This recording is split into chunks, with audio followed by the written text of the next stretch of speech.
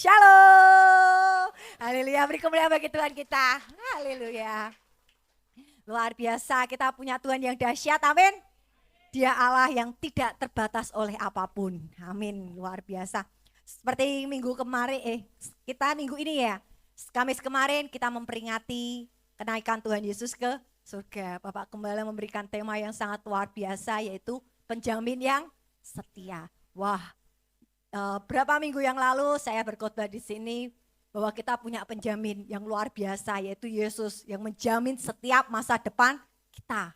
Dan Bapak Gembala memberikan tema yang luar biasa, yaitu penjamin yang setia, yaitu siapa? Roh Kudus. Ya, kita akan belajar bersama-sama, kita akan melihat Roh Kudus dalam diri kita. Saya akan mengambil ayat di Efesus pasal 5.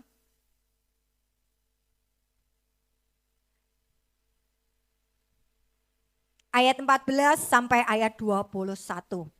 Ketika Tuhan Yesus naik ke surga, dia berjanji sebelum dia mati, ya kan? Sebelum Tuhan Yesus disalib, di dalam kitab Yohanes dikatakan bahwa Tuhan berjanji akan memberikan seorang penolong bagi setiap kita. Dan di dalam firman-Nya dan di dalam perkataan pengajarannya, Tuhan berkata bahwa Tuhan tidak akan membiarkan kita sebagai anak yatim piatu. Dia akan memberikan roh penolong, yaitu roh kebenaran, roh penghibur, yaitu Roh Kudus. Itu 2000 tahun yang lalu Tuhan berjanji, dan saat ini janji itu sudah digenapi. Bahkan ketika Kisah Para Rasul mencatat di mana ada Pentakosta, yaitu pencurahan Roh Kudus, mereka murid-murid Tuhan Yesus berkumpul sama seperti kita saat ini, Bapak Ibu, ya. Mereka berkumpul di dalam suatu tempat, mereka memuji, mereka menyembah, mereka menyatukan hati mereka mengangkat jiwa mereka, bermazmur, memuliakan nama Tuhan. Dan apa yang terjadi saat itu? Kalau kita lihat di kitab Kisah Para Rasul itu, lidah-lidah nyala api berterbangan mengelilingi mereka. Wah, itu supranatural yang luar biasa. Mungkin saat ini, saat kita menyembah Tuhan, saat kita memuji Tuhan, kita tidak melihat yang supranatural itu lidah-lidah nyala api. Tetapi kalau kita, saat kita menyembah Tuhan, kita bisa ngerasain bahwa hadirat itu tuh menguasai hati kita. Di dalam diri kita seperti ada luapan air yang seperti wow. Pernah nggak Bapak Ibu mengalami itu? Jadi mulut ini nih rasanya pengen menyembah, mulut ini seperti rasanya haus, lapar akan Tuhan. Dan apa ya, rasanya damai itu tuh wah indah banget itu loh. Nah itu bukti bahwa Roh Kudus sedang bekerja di dalam hidup kita, yang memenuhi setiap kehidupan kita. Nah Efesus ini dikatakan, ya ini adalah surat Paulus kepada jemaat di Efesus. Dikatakan, itulah sebabnya dikatakan bangunlah hai kamu yang tidur dan bangkitlah di antara orang mati dan Kristus akan bercahaya atas kamu. Kita akan baca sampai selesai. Karena itu perhatikanlah dengan sesama bagaimana kamu hidup. Janganlah seperti orang bebal, tetapi seperti orang arif. Dan pergunakanlah waktu yang ada, karena hari-hari ini adalah jahat, ya kan? Sebab itu janganlah kamu bodoh, tetapi usahakanlah supaya kamu mengerti kehendak Tuhan. Ayat 18, dan janganlah kamu mabuk oleh anggur, karena anggur menimbulkan hawa nafsu.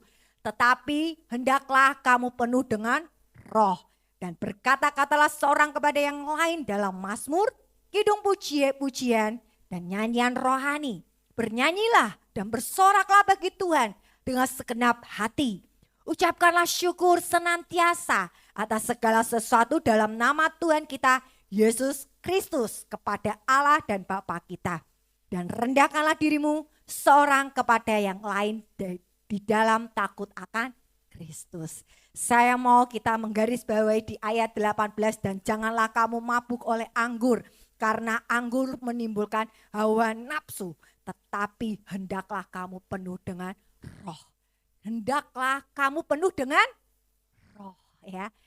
Di sini ya kita memperingati pencurahan Roh Kudus ketika Tuhan naik, di mana Tuhan berjanji roh itu akan tercurah, ya, 40 pencurahan Roh Kudus yang disebut dengan Pentakosta, ya Bapak Ibu. Dan pada pagi hari ini saya akan beri tema hidup dipenuhi dan dipimpin oleh Roh Kudus.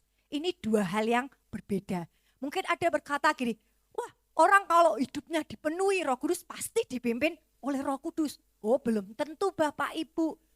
Saul ya ketika dia dalam perjalanannya sebelum dia menjadi urapi menjadi raja, ya kan Saul itu pergi bertemu dengan gerombolan para nabi. Dia saat dalam perjalanannya bersama gerombolan para nabi, dia bisa berkata-kata kepenuhan Roh Kudus. Nah, tetapi belum tentu hidupnya dipimpin oleh Roh. Nah, kenapa pada pagi hari ini saya mau sampaikan ini? Karena kita sebagai anak-anak Tuhan penting hidup kita dipenuhi dengan Roh Kudus. Karena hidup yang dipenuhi Roh Kudus itu terbatas. Itu harus diminta terus menerus ya. Karena itu sifatnya terbatas ya. Roh Kudus itu suatu pribadi Bapak Ibu. Bapak Gembala kita selalu berkata bahwa Roh Kudus itu pribadi. Pribadi yang sangat luar biasa, yang begitu lembut, yang begitu kasih, dia tertib, dia kan, dia tertib, dia tuh tidak suka memaksa. Jadi ketika kita berkata, aku nggak butuh Roh Kudus, dia Roh Kudus tidak akan bekerja di dalam diri kita. Ya, ketika kita sudah tolak, sudah hadang Roh Kudus, nggak mau ya, dia nggak akan bekerja. Padahal Roh Kudus itu penting bagi setiap kita anak-anak Tuhan. Penting sekali. Karena apa? Alkitab mencatat bahwa Roh Kudus adalah Roh penolong, Roh penghibur, Roh kebenaran, ya, Roh yang mengajarkan kita, ya, menginsafkan kita akan dosa, kebenaran dan hidup. Wah, ini penting dimiliki dan Roh itu sudah dicurahkan. Ya, Roh itu sudah dicurahkan di dalam kehidupan kita. Dan itu ada di mana sih? Di hati kita, Bapak Ibu. Ya, di hati kita. Ya, ketika kita mengizinkan Roh itu, Tuhan, ya, bekerjalah, berkuasalah. Dia akan bekerja. Dia akan menolong setiap kita. Dia tidak akan membiarkan kita. Bahkan dia akan menghibur saat-saat kita masalah kita susah. Ya, saat hati kita sedang gundah gulana, pikiran kita banyak masalah, ya kan. Dan Roh itu akan memberikan penghiburan yang sempurna. Wah, luar biasa. Siapa sih hidup yang tidak punya masalah? Kalau tadi berkat nyanyi tadi kita nyanyikan, wah dengan sukacita ya kan, beres kabeh ya kan, beres kabeh masalahnya ya kan. Yang beres kan siapa? Ya Roh Tuhan, ya Tuhan Yesus ya kan, yang menolong kita dan terutama kita juga turut bekerja kan, kita juga melakukan suatu tindakan sehingga permasalahan kita beres, tapi bersama Roh Tuhan kita mampu melewatinya. Nah, seperti itu ya Bapak Ibu. Nah, hidup dipenuhi Roh Kudus itu terbatas dan selalu harus diminta. Efesus berkata, ya di sini jangan kamu mabuk oleh anggur. Mungkin siapa yang di sini pernah minum anggur ya kan? Nah, mungkin kalau saya tuh kalau pernah ya di pernikahan itu sebenarnya tidak mengandung alkohol ya, hanya wine biasa itu enak ya kan, tapi tidak mengandung mabuk. Waktu resepsi pernikahan orang-orang kaya kan biasanya ada wine gitu.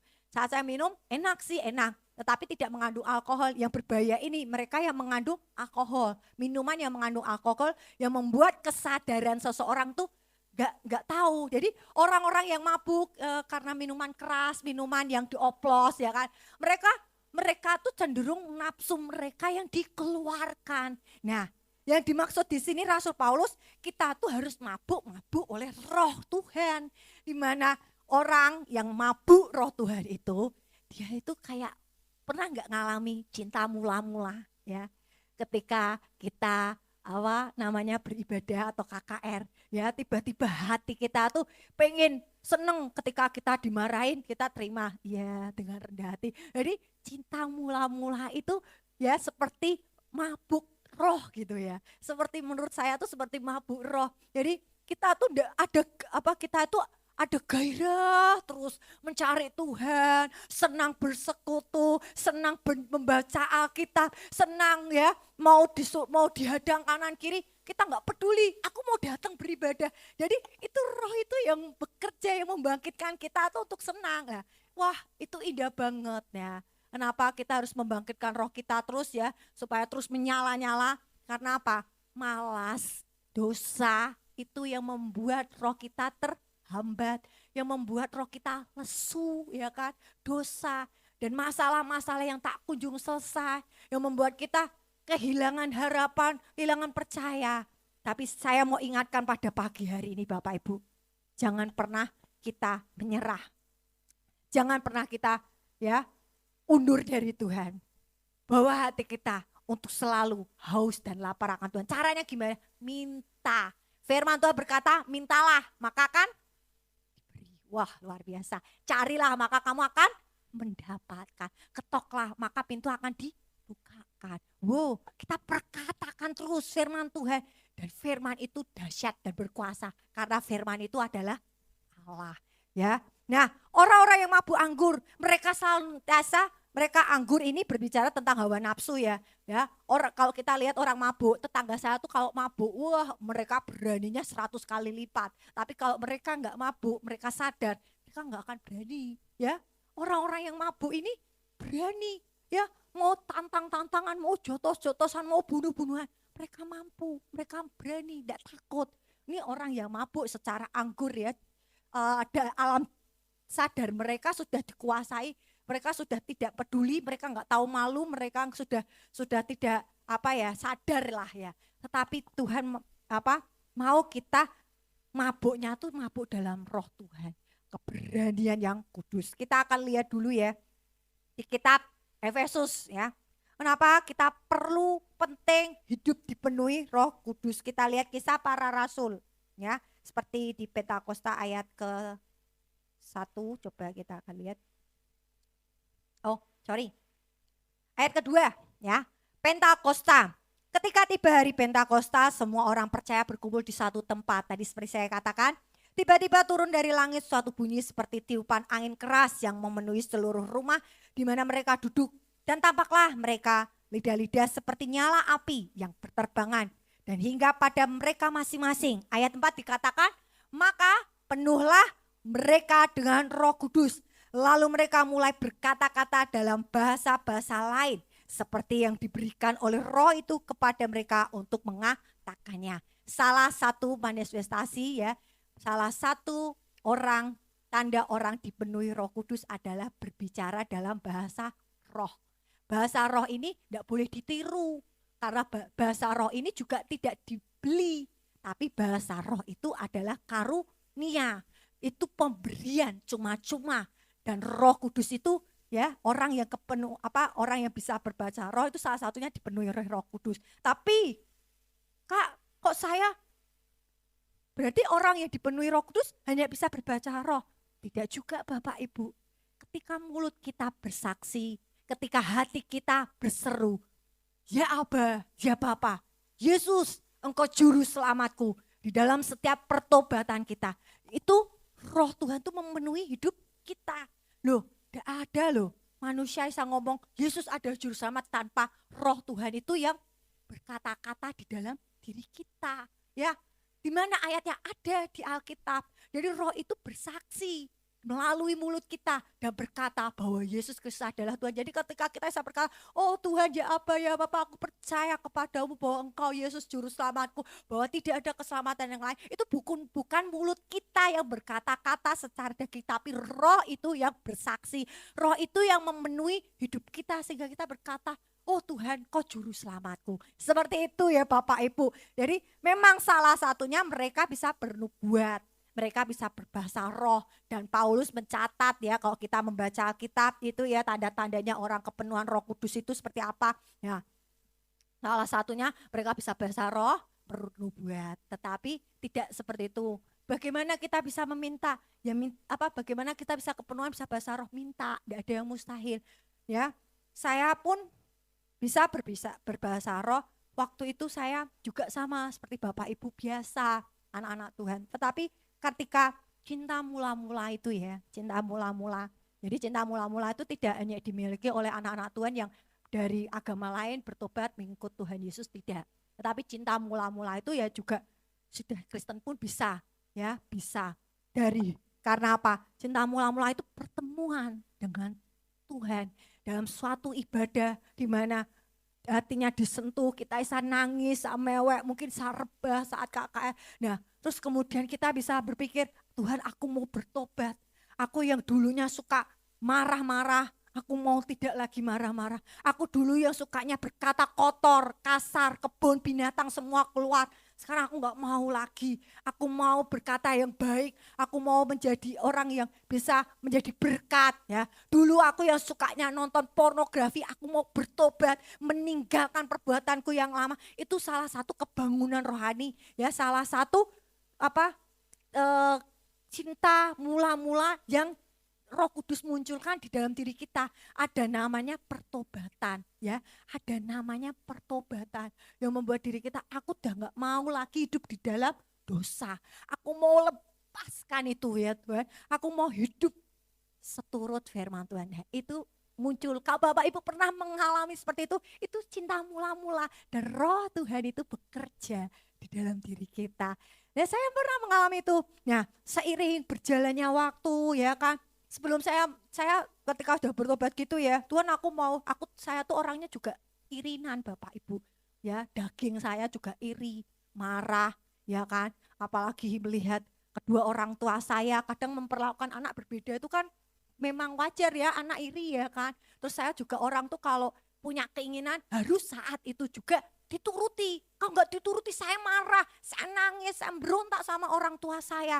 Ya, itu masih ada. Tapi ketika saya berjumpa dengan Tuhan di dalam persekutuan gereja Panji Kristus ya, dulu kan masih juga di komsel-komsel saya ikut ya kan, masih di komsel rumah saya kan ikut di situ. Nah, di situ saya mau kenal, aku mau kenal Tuhan, aku mau cari Tuhan. Dan itu roh itu mulai bergerak ya kan, ya di dalam perjalanan hidup saya, Tuhan saya mau hidup saya dipenuhi ya. Saya nggak tahu, nggak kenal namanya bahasa roh. Suatu ketika saya duduk di rumah, saya itu kan ketika sudah cinta mula-mula itu ya, jadi membangkitkan roh saya, membangkitkan hasrat saya untuk senang saat teduh ya.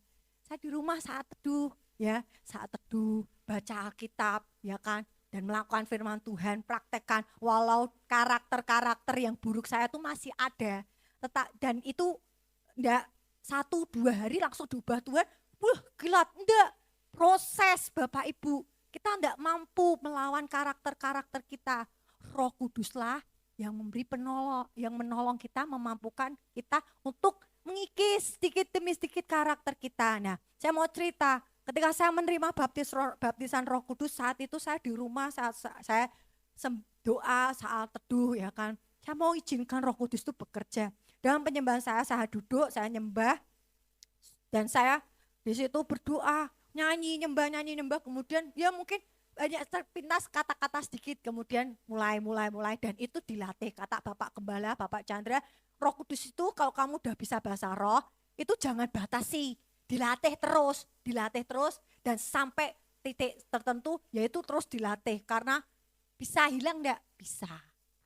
Bahasa roh itu bisa hilang di dalam hidup anak-anak Tuhan, bisa kalau tidak dilatih. Nah, di situ. Nah, kembali lagi ya, ketika hidup kita dipenuhi Roh Kudus, ya, ketika hidup kita dipenuhi Roh Kudus, ada namanya suatu kebangunan rohani di dalam hidup kita. Ada suatu kebangunan rohani di dalam kehidupan kita.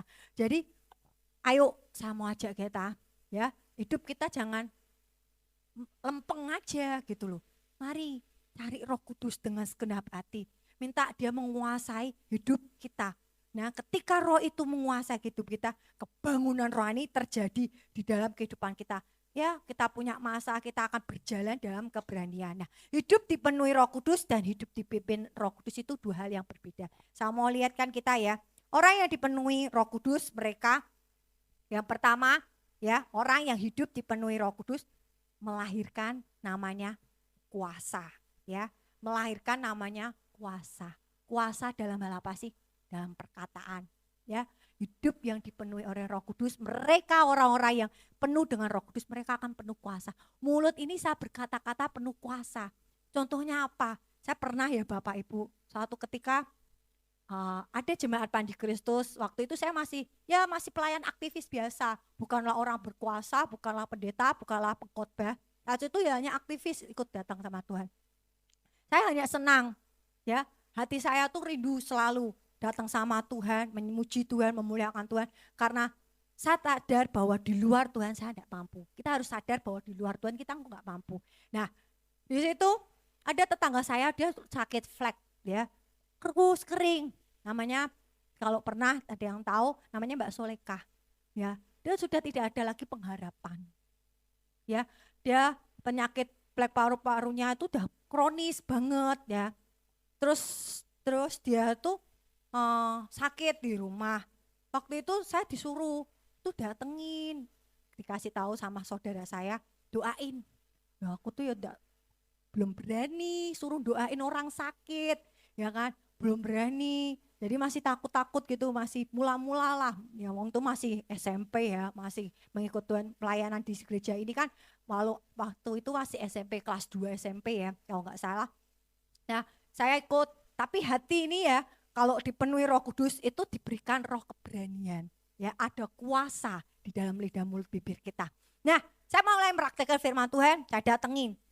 Saat itu saya ngajak muji menyembah. Yuk kita muji menyembah, ya. Dalam kesederhanaan saya muji menyembah, dan di situ saya dapat firman Tuhan, dapat firman yaitu tentang Lazarus, di mana penyakitnya itu tidak akan membawa kematian. Nah, di situ saat saya berdoa, ya, saya diingatkan Tuhan perkataan itu. Tuhan, kan itu Mbak Solekah itu kan sudah terkapar gitu ya. Ya, ada orang bilang udah nggak ada nyawa, banyak di karena warganya masih Muslim ya kan. Jadi masih banyak, ada dukun, ada apa itu, orang-orang pinter lah ditanyain. Nah, waktu itu saya berdoa, ya Tuhan, saya berdoa, Tuhan, penyakit ini tidak akan membawa kematian di dalam nama Tuhan Yesus, ya kan. Kan kita percaya ya bahwa kita ada kuasa, dan ketika roh memenuhi hidup kita ada kuasa, melahirkan kuasa berkata. Dan ketika saya berkata seperti itu mungkin tidak 1-2 hari ya, dan tidak langsung hari itu juga, ya kan. Dan saya sempat ya percayalah, saya serahkan sama Tuhan, dan benar Bapak Ibu, dia sehat dan diberi Tuhan kehidupan, kesempatan untuk bisa hidup, ya kan. Dia akhirnya ikut saya, ya. Jadi saya tuh sama dia tuh dulu kan saya nggak naik kendaraan, tiap ke gereja naik angkot, jadi bareng-bareng, aku mau ikut gereja ya gitu sama saya. Jadi nanti pulang nunggu saya gitu, pelayanan selesai baru pulang bareng. Kadang ya saya bayarin, kadang dia. Jadi orangnya kurus banget di situ. Saya bersyukur gini, wah Tuhan luar biasa. Memang benar kuasa Tuhan itu kuasa yang dahsyat, dan perkataan-perkataan yang kita katakan ketika kita ya mau mempersilahkan Roh Kudus bekerja dalam hidup kita, tidak ada yang mustahil. Saya melihat sendiri mujizat, bukan saya ya, tapi saya melihat sendiri mujizat itu benar-benar terjadi, dan penyakit itu tidak membawa kepada kematian. Dan Mbak Selka itu sehat sampai dia masuk ke panti, dan itu kan di panti ya, di panti Breda itu ya. Dia di situ, dia hidup di situ, ninggalin keluarganya Muslim, dia mulai ikut Tuhan Yesus. Wah, luar biasa. Dan itu pengalaman yang saya alami. Wah, ketika saya memulai untuk mendoakan seseorang, dan tidak hanya itu juga di dalam hal karakter apapun. Nah, orang yang dipenuhi Roh Kudus itu akan melahirkan kuasa. Dan firman Tuhan berkata, kita akan diberi kuasa untuk memberitakan Injil, untuk menjadi saksi Kristus. Kalau kita ya Bapak Ibu bisa bersaksi kepada orang-orang di sekeliling kita, itu salah satu hidup kita dipenuhi Roh Kudus, karena kita diberikan keberanian, ya, diberikan keberanian untuk bersaksi. Kisah Para Rasul 3 ayat ke-1 ya. Ini Petrus ya, mereka datang ya kan, mereka berkumpul, mereka menerima lidah-lidah nyala api, ya kan, memenuhi hidup mereka berkata-kata dalam bahasa roh, dan banyak orang-orang di Kisah Para Rasul ini ya Bapak Ibu, mereka ini menganggap bahwa orang-orang yang berkumpul itu mabuk oleh anggur. Tetapi apa yang terjadi, Petrus memberikan pengertian. Pada suatu hari menjelang waktu sembahyang, yaitu pukul 3 petang, naiklah Petrus dan Yohanes ke bait Allah.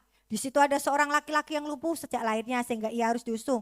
Tiap-tiap hari ia diletakkan dekat pintu. Ayat Kisah Para Rasul pasal 2 ayat 14 ya. Ini khotbahnya Petrus. Ini khotbah yang luar biasa. Bukan tadi ya. Ayat Kisah Para Rasul 2 ayat 14. Maka bangkitlah Petrus berdiri dengan ke-11 rasul itu. Dan dengan suara nyaring ia berkata kepada mereka, "Hai kamu orang Yahudi, dan kamu semua yang tinggal di Yerusalem, ketahuilah dan camkanlah perkataan ini. Orang-orang ini tidak mabuk seperti yang kamu sangka, karena hari masih pukul 9. Jadi Petrus mengklarifikasi bahwa mereka ini bisa bahasa roh ya, mereka bisa ngomong ya, ada yang bahasa bahasa Frigia ya kan, Pamfilia, Mesir, Kirene lah, mereka bisa ngomong itu. Nah ini Petrus mengklarifikasi bahwa mereka bukan mabuk ya kan, tetapi karena masih jam 9 pagi, masih pagi, nggak mungkin kan orang mabuk-mabuk. Biasanya orang mabuk-mabuk itu malam ya kan. Nah ayat 16, tetapi itulah yang difirmankan Allah dengan perantaraan Nabi Yoel akan terjadi pada hari-hari terakhir. Demikianlah firman Allah, bahwa aku akan mencurahkan rohku ke atas semua manusia. Maka anak-anakmu laki-laki dan perempuan akan bernubuat, dan teruna-terunamu akan mendapat penglihatan-penglihatan, dan orang-orangmu yang tua akan mendapat mimpi. Juga ke atas hamba-hambaku laki-laki dan perempuan akan kucurahkan rohku pada hari itu, dan mereka akan bernubuat dan akan mengadakan mujizat-mujizat di atas di langit, dan tanda-tanda di bawah di bumi, darah dan api dan gumpalan-gumpalan asap. Matahari akan berubah menjadi gelap gulita dan bulan menjadi darah sebelum datangnya hari Tuhan, hari yang besar dan mulia itu. Dan barang siapa berseru kepada nama Tuhan akan diselamatkan. Hei orang-orang Israel, dengarlah perkataan ini yang aku maksudkan, yaitu Yesus dari Nazaret, seorang yang ditentukan Allah dan yang dinyatakan kepadamu dengan kekuatan-kekuatan dan mujizat dan tanda-tanda yang dilakukan oleh Allah dengan perantaraan Dia di tengah-tengah kamu, seperti yang kamu tahu. Dia yang diserahkan Allah menurut maksud dan rencana telah kamu salibkan dan kamu bunuh oleh tangan bangsa-bangsa durhaka. Ketika roh Tuhan memenuhi hidup Petrus berubah total. Hidup Petrus yang dulunya penakut, dia menjadi berani. Kita ya anak-anak Tuhan yang dulunya kita hanya orang-orang biasa, kita hanya orang-orang yang penuh, misal kita penuh amarah, emosi. Kalau Roh Kudus itu bekerja, mempersilahkan, kita akan diubah. Mau enggak? Ayo penuhi, minta Tuhan penuhi hidupnya. Nah, Petrus dengan berani menyatakan, ya, memberitakan Injil, memberitakan bahwa Yesus adalah Tuhan. Ini yang kamu salibkan, dia enggak ada rasa takutnya, Bapak Ibu, enggak ada takut-takutnya. Padahal saat itu kalau kita lihat di perjanjian baru ini, orang yang mengikut Tuhan Yesus itu, wah siksaannya luar biasa loh, ya kan? Petrus mati, ya, dia mempertahankan imannya, dia matinya disalib, tapi salibnya terbalik, ya. Dia berkata bahwa dia tidak layak, dia tidak layak seperti Tuhan Yesus disalib, jadi dia matinya dibalik. Nah, di situ orang yang dipenuhi Roh Kudus, dia dipenuhi dengan keberanian. Baik dalam perkataan, baik di dalam perbuatan, baik di dalam setiap pikirannya, ya kan, ada kuasa. Dan itu harus diminta terus-menerus karena terbatas. Dan yang kedua, ya, kita dipenuhi dan kita harus mau dipimpin. Orang yang dipimpin Roh Kudus itu taat, ya, melahirkan ketaatan, ya, melahirkan ketaatan, dan hasilnya apa? Buah roh. Buah roh itu apa? Kasih, sukacita, damai sejahtera, kesabaran, kemurahan, kelemah lembutan, penguasaan diri, ya, kesabaran, ya kan.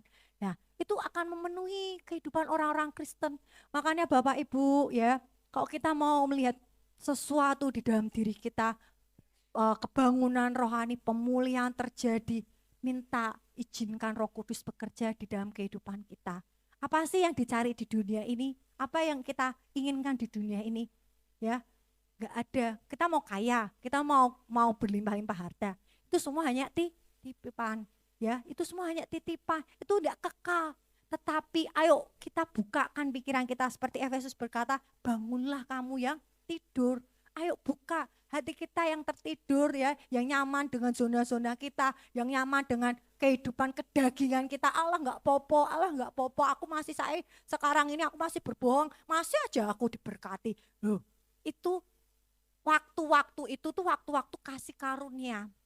Ya, ini ketika beredar, ya kan, saya melihat sebuah video peta peta the end ya, peta akhir zaman ya kan, dibuat suatu diterbitkan oleh gereja ya, gereja yang yang gede juga ya. Ya, di situ peta itu menceritakan bahwa nanti ya kita tuh masih ada di dalam gereja masa kini, zaman-zaman kasih karunia. Lo nggak apa-apa kalian, kita ya Bapak Ibu masih berbuat dosa, kita nggak mati ya kan? Kita masih berbuat dosa ini masih diampuni ya kan? Nah, tapi satu ya, saya mau kita ingat garis bawahi, jangan sekali-sekali kita mendukakan Roh Kudus. Jangan sekali-sekali kita menghujat Roh Kudus. Menghujatnya gimana? Apa sih ini? Jadi kita memungkiri kuasa Roh Kudus, jangan. Karena apa? Kalau kita menghujat Yesus ya, Yesus kan seringkali dihina-hina. Itu masih diampuni. Tapi Roh Kudus ini roh yang suci, ya. Jangan sampai mulut kita menghujat karena tidak ada pengampunan. Firman Tuhan mencatat seperti itu. Nah, makanya kenapa seringkali hamba Tuhan, Bapak Gembala berkata, ayo baca Alkitablah dengan tekun. Karena apa? Ini rahasia kekuatan anak-anak Tuhan. Rahasia kekuatan anak-anak Tuhan itu di dalam firman Tuhan. Ya, firman Tuhan, terus perkatakan firman Tuhan. Wahyu sendiri juga mencatat iman yang teguh, iman yang kuat, diperlukan iman yang teguh untuk menghadapi masa-masa kekelaman itu ya Bapak Ibu. Nanti sesudah melewati masa itu ya kan, nanti Tuhan Yesus datang bersama orang-orang kudus ya kan.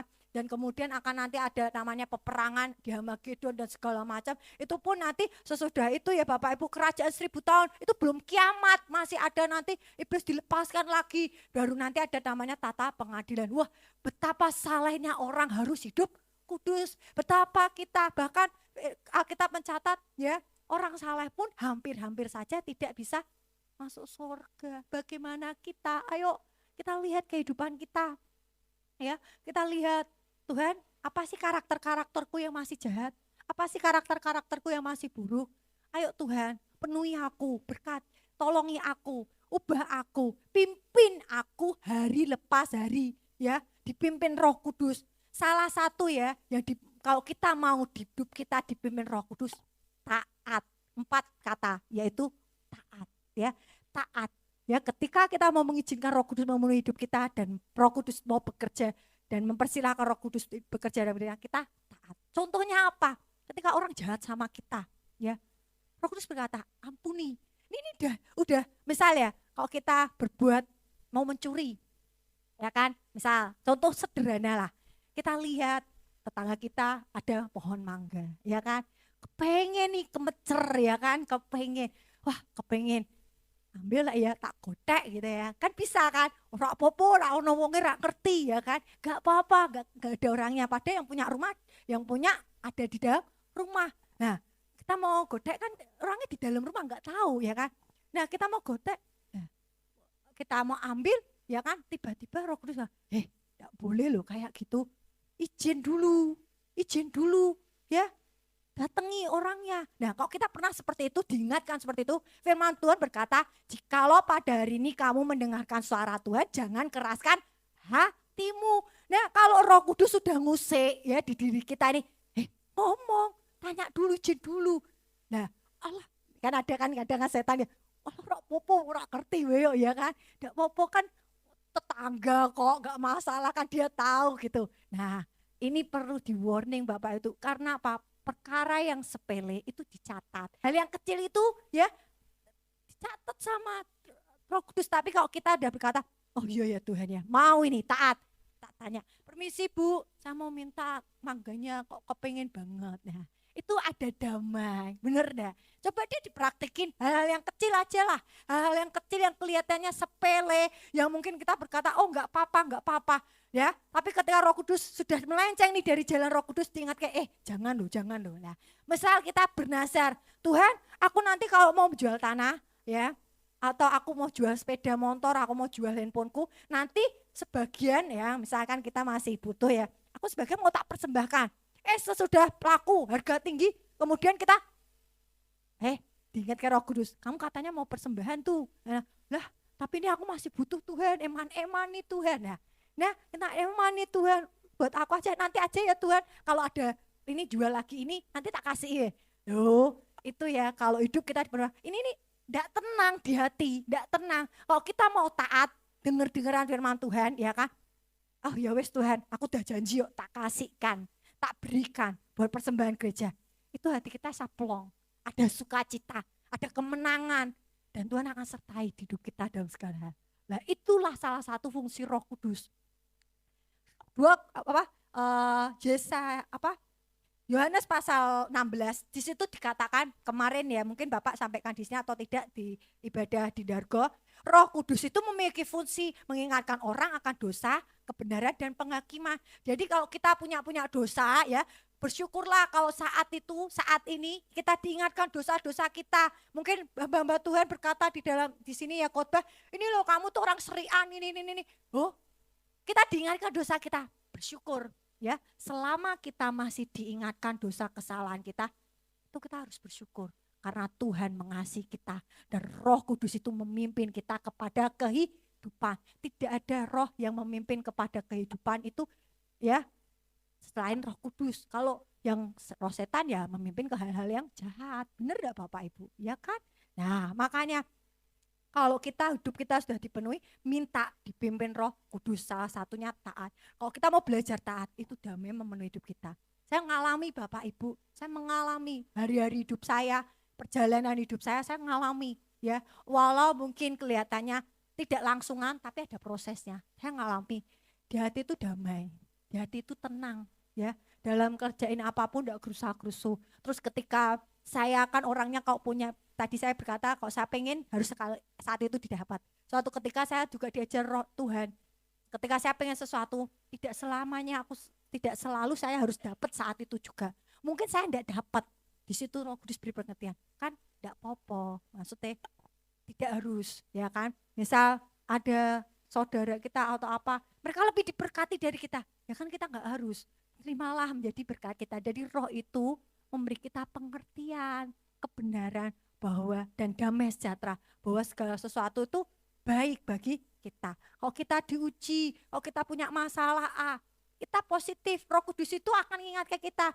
Ini loh, kamu itu sedang saat ini diajar Tuhan untuk apa? Untuk memperbesar kapasitasmu dalam hal mengampuni, dalam hal mengasihi, dalam hal memberkati, dalam hal banyak hal ya, dalam hal apapun ya. Nah, itu diajarkan. Nah, itu indah Bapak Ibu ya, menjadi pribadi yang sempurna. Ya, itu yang dimau Tuhan di dalam kehidupan kita ya. Mari kita praktekkan kebenaran firman Tuhan. Orang yang dipenuhi yaitu taat pada Roh Kudus, hidupnya senantiasa terarah untuk hidup kudus ya. Berani mengikut Yesus, menghasilkan buah-buah Roh Tuhan. Ya, buah-buah itu nyata seperti di kitab Galatia ya kan. Nah, di situ luar biasa. Orang yang dipenuhi Roh Kudus ya, kalau kita lihat di kitab Efesus, jemaat mula-mula mereka senang memuji, menyembah Tuhan, mereka suka pengajaran, mereka bergumul sehati. Wah, indah banget itu ya. Kita mau Bapak Ibu bersama-sama mengalami ini, mari minta Roh Kudus terus memenuhi hati dan jiwa kita. Ketika Roh itu sudah memenuhi hati dan jiwa kita, mintalah, Tuhan, pimpin langkahku hari lepas hari. Aku tak mampu berjalan tanpa Engkau. Dan Roh Tuhan akan memimpin setiap kehidupan kita kepada kebenaran. Untuk mencapai hidup yang kekal. Ini waktu yang tidak untuk santai ya Bapak Ibu. Ini waktu kita untuk berjaga-jaga dan berdoa. Ayo kita ya, yang saat ini sedang tidak apa-apa, mari kita ya mulai arahkan hati kita, membawa hati kita kembali kepada Tuhan untuk kembali lagi roh kita menyala-nyala di hadapan Tuhan. Oke? Tuhan Yesus memberkati.